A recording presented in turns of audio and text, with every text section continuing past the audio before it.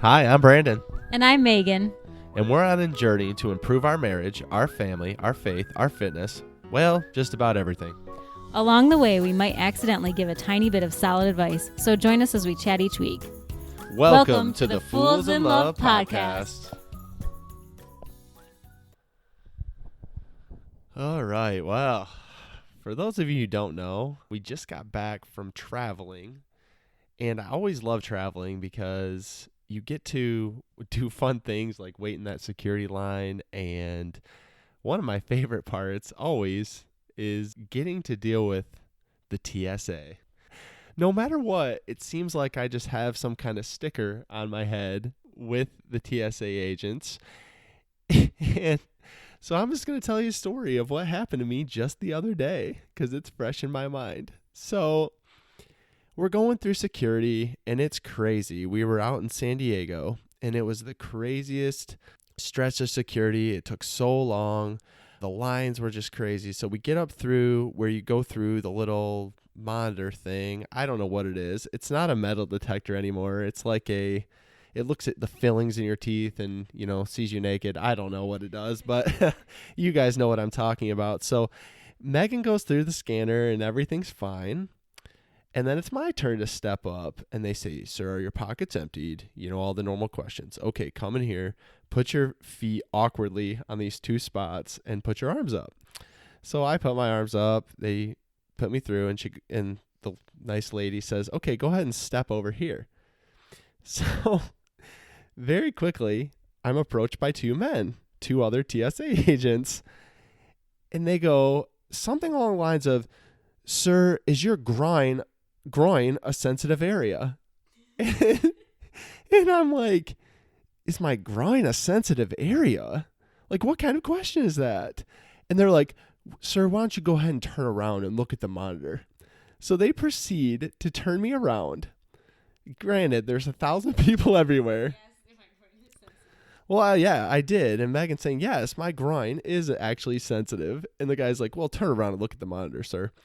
So I turn around and I look at the monitor. So they proceed to show me on this big screen my body, or a little outline of my body. And then my crotch lit up in bright yellow. Nah, I have no idea why my crotch was lit up in bright yellow. But then one of the gentlemen says, "All right, sir, well, do you want to do this out here or do you want to go in the back room?" Well, let me tell you, I'm not going in the back room no matter what, because who knows what'll happen. So they proceed to feel me up, literally pat me down. They feel everywhere. There's 1,000 people watching me. And anyway, I survived. I'm here. Megan was no help. She was just over in the corner laughing at me, but that's okay. I probably would have been doing the same for her. But ultimately, that was a very, very uncomfortable situation, to say the least. But today we're actually talking about getting out of your comfort zone. And not only getting out of your comfort zone, the benefits of getting comfortable in your discomfort. Okay, so, that's just amazing, first of all. Like, we need to just backtrack and talk about this for one more second, because I don't know how you possibly misheard them to have them think that you were responding to them asking if your groin was a sensitive area.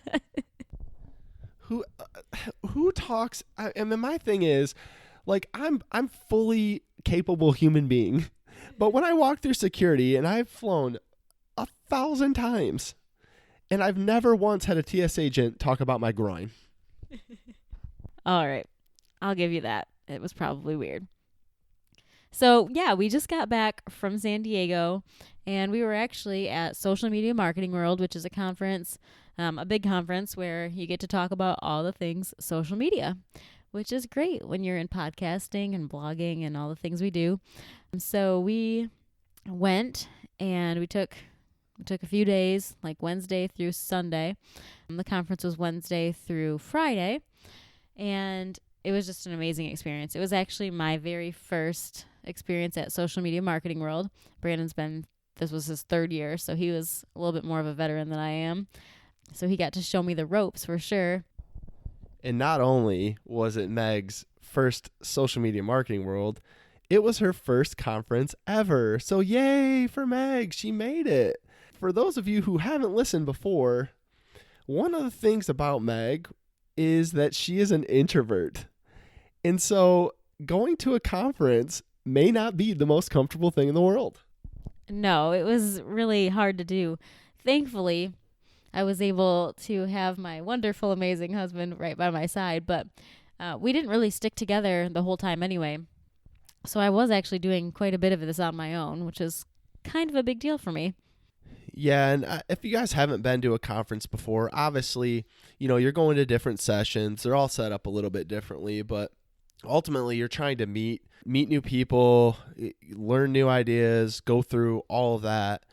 And it was funny at one point at the very beginning of the conference, the keynote was up there and he was like, okay, what I want all of you to do in this moment, I want you to look to your left. And now I want you to look to your right. I want you to look forward. And then I want you to turn around and look behind you.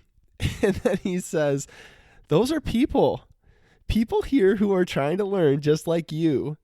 Because I think it's so often you just get into your comfort zone and you're like, I'm not dealing with other people. They're complete strangers. And it's a little bit scary, even as an extrovert like me. But Meg in her introverted world really had to come into her own. So one of my online/Instagram idols is Jasmine Star. And if you don't know who she is, you should totally be following her. Jasmine Star has this amazing program, and no, this is not sponsored. This is just me telling you that it's amazing, called Social Curator that I'm a part of. And so I had been in her world for quite some time at this point, and she was going to be speaking at one of the sessions. So I was totally pumped, and I was like, I am going to meet Jasmine Star. Like, this is the goal of the conference for me. After she speaks, I'm going to meet her. But of course, I'm like totally nervous, and my thing is always like, what am I going to say? I'm going to sound like such an idiot. Like, I'm going to be like, hey, cool presentation, Jasmine. And then I'll be like, what I can get out. And so I was really nervous about getting to meet her, but I knew I had to do it because I just knew that if I didn't, I would regret it for sure. And I didn't want to live with regret. But I didn't want to have that regret when I got home, like, why did I not take the chance and not go up and meet her?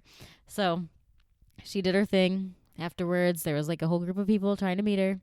I went up and I absolutely introduced myself. I was totally shaking. I was completely and ridiculously nervous for really, when you put it down to the simplest thing, she's just another person. But I was like totally freaked out to meet her, shaking, nervous, but I did it. I actually formed real words. I don't think I sounded too crazy. Brandon was there, so he can probably tell you if I did. But I think I formed real words, real sentences. I think I did okay, and I got my picture with Miss Jasmine Star, and it was awesome. Yeah, she did actually form words. She remembered her name, but she was definitely fangirling. But I think Meg would even admit this, that really, taking the effort and going to talk to Jasmine or, really anyone who you look up to can be really difficult.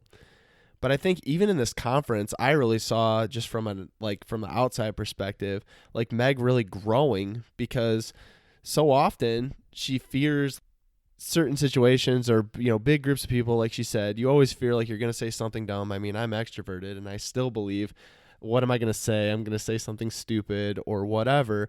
And then it could prevent you from actually taking the step to talk to them.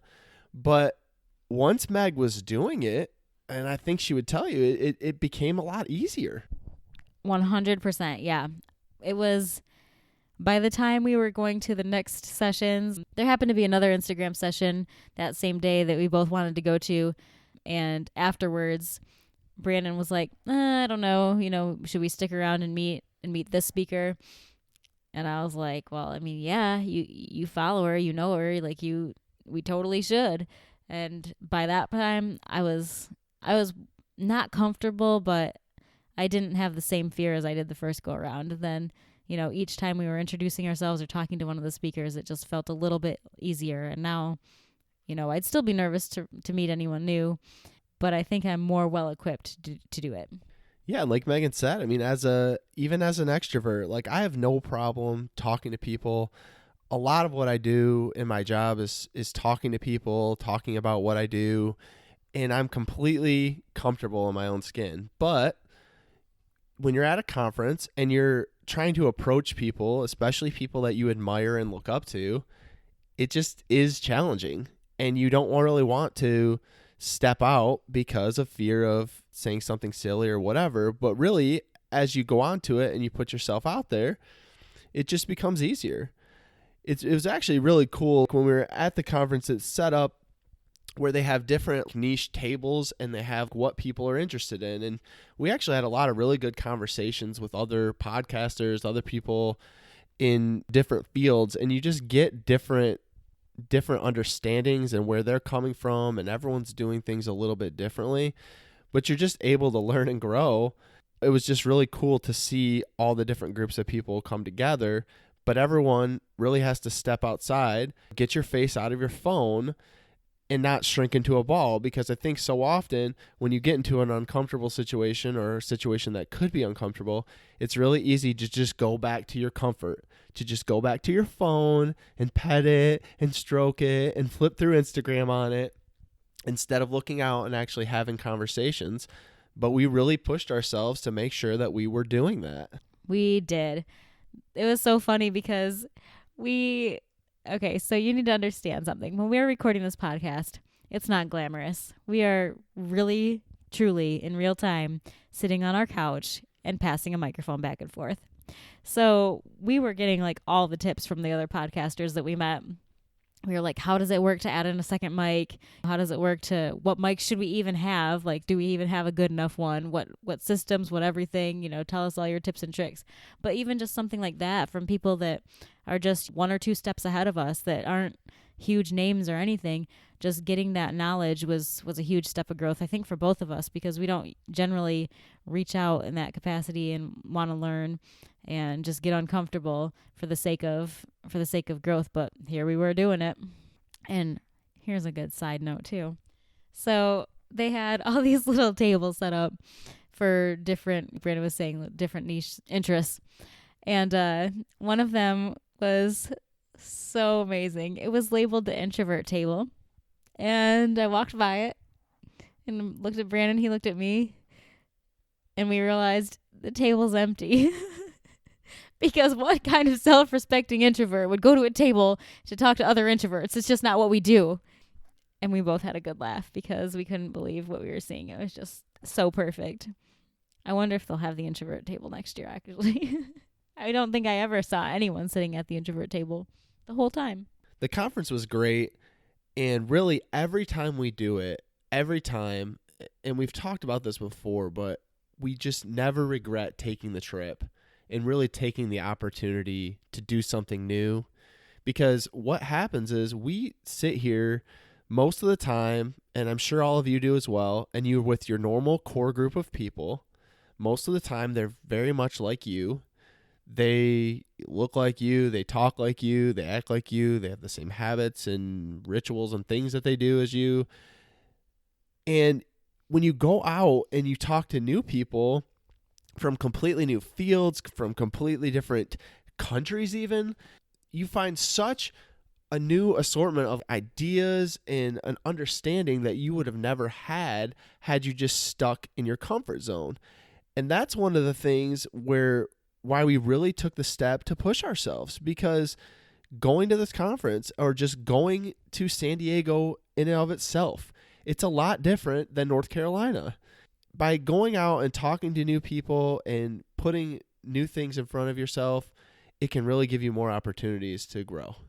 Yeah, I feel like I not came into my own, but we've definitely really embraced this whole idea for 2019, just this being uncomfortable thing is actually really good for you idea.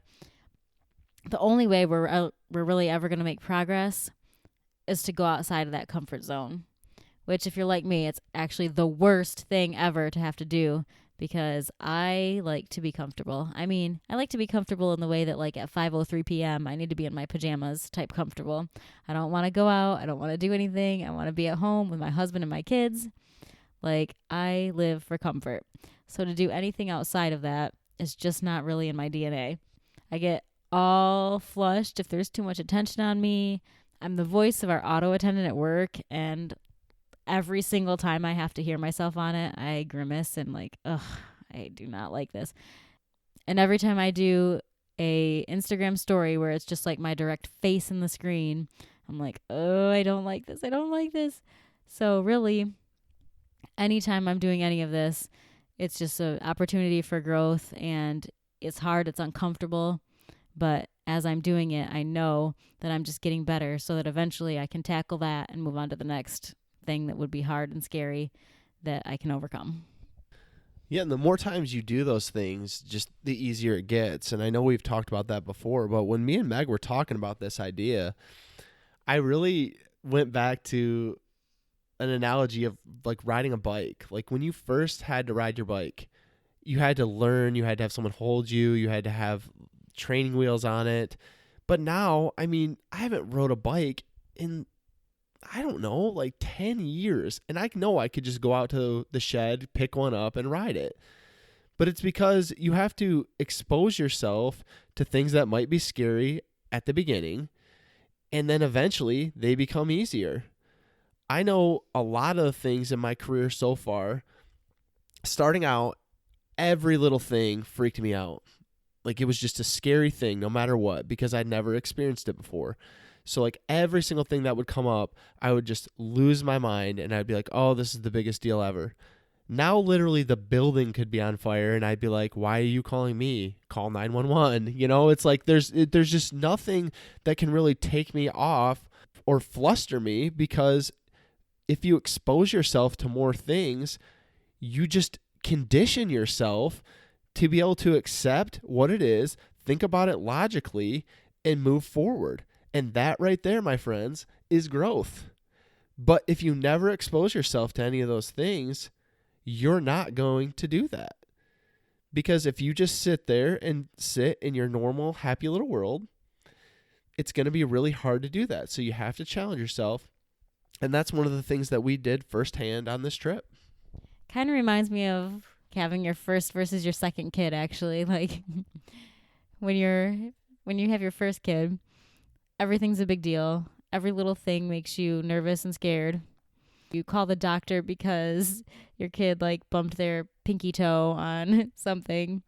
And then you have your second kid and you're like, they're bashing their forehead into the refrigerator and like their head is basically pulsing out of their head.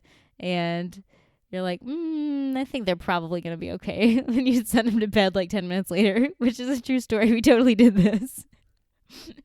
When our son, Maverick, who is almost 2, was he wasn't a few months old. How old was he? I don't know. He was like a year and something, so not that long ago. But he slammed into the side of the fridge and immediately had like the world's biggest goose egg on his forehead. Now, with our daughter, Harlan, if she would have done this when she was little, I mean, we would have been like, oh my gosh, let's take her to the ER right now. Like, she's probably going to die tonight. And then with Maverick, we were like, well, he doesn't seem to be in any like bleeding, and there's no anything big deal. Yeah, I can't remember what commercial those are, but do you remember what commercials where it's like the first kid and you're like packing everything up, or you're like have this wonderful bath? I think the one I love is you have this wonderful bath made up for the kid, and then with the second kid, the mom just hands the kid to the dad in the shower. But really, like, the analogy of that is true. That's exactly what we're talking about, because it's much like anything. When you first have your kid, it's a new thing. And everything when it's a new thing can be a little scary and can be a little uncomfortable. But the more you lean into that, the more you become comfortable, which is why when you have your second kid, you're like, been there, done that.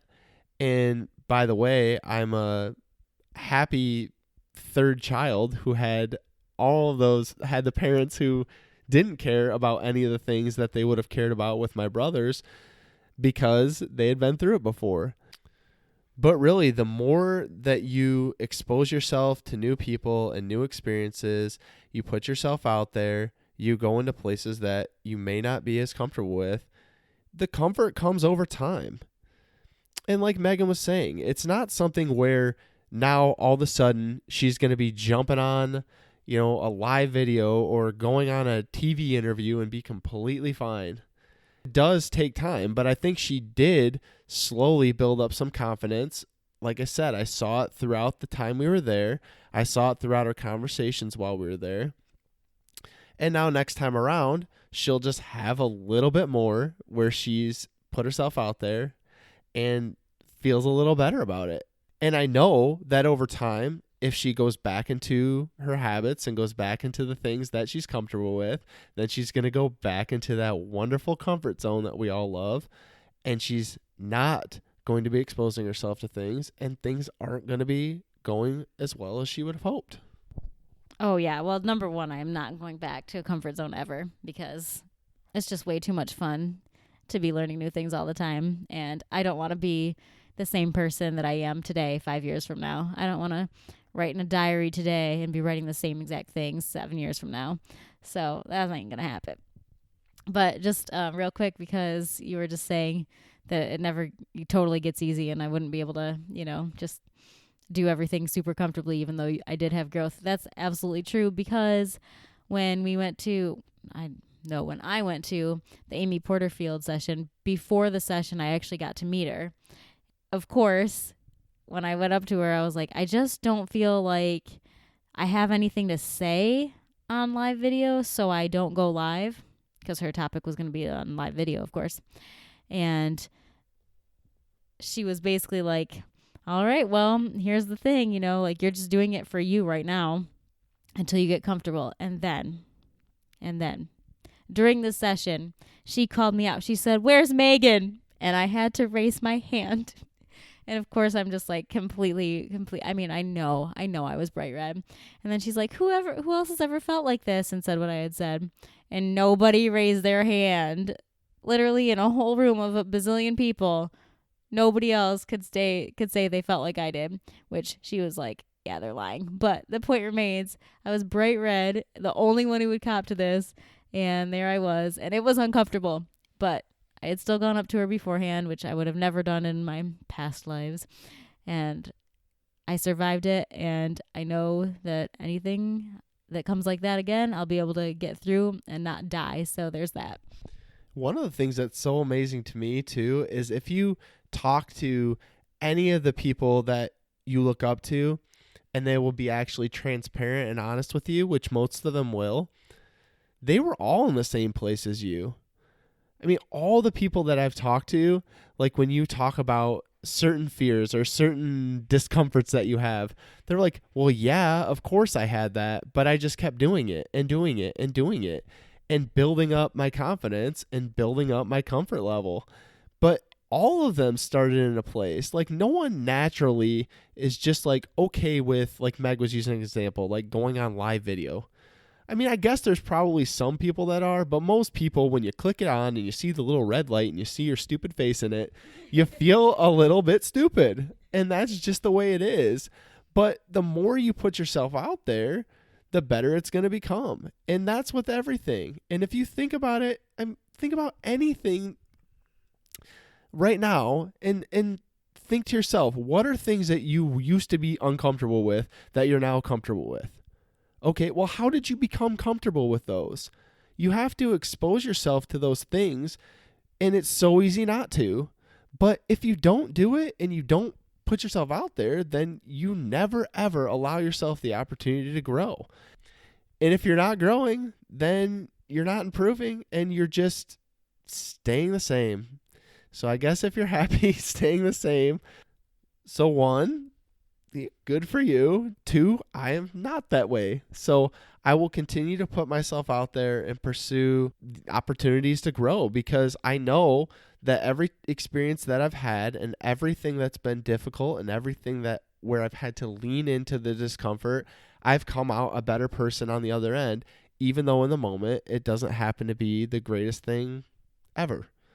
in the case of this conference, it was a really good thing, but it was still an opportunity to grow and an opportunity to change. And so I challenge you today, go out there and do something that makes you uncomfortable. Maybe take a different drive home. Maybe go live if that's your thing. I don't know what your thing is. Maybe speak in front of a group of people. But just put yourself out there. And then afterwards, after you've faced that discomfort, and after you get over whatever it is in your mind that you've built it up to be, I promise you it's not going to be as bad as you thought it was. And on the other side, you're going to feel a lot better about it. Hope you guys have a great week. We'll see you back here next week. Hey, thanks for tuning in another show of Fools in Love podcast. If you like what you heard, please subscribe to our podcast or follow us over on Facebook at Fools in Love Podcast or hit us up on Instagram. Megan's at This Average Mom and I'm at Brandon Giggling. We'd love to hear from you over there. Talk soon.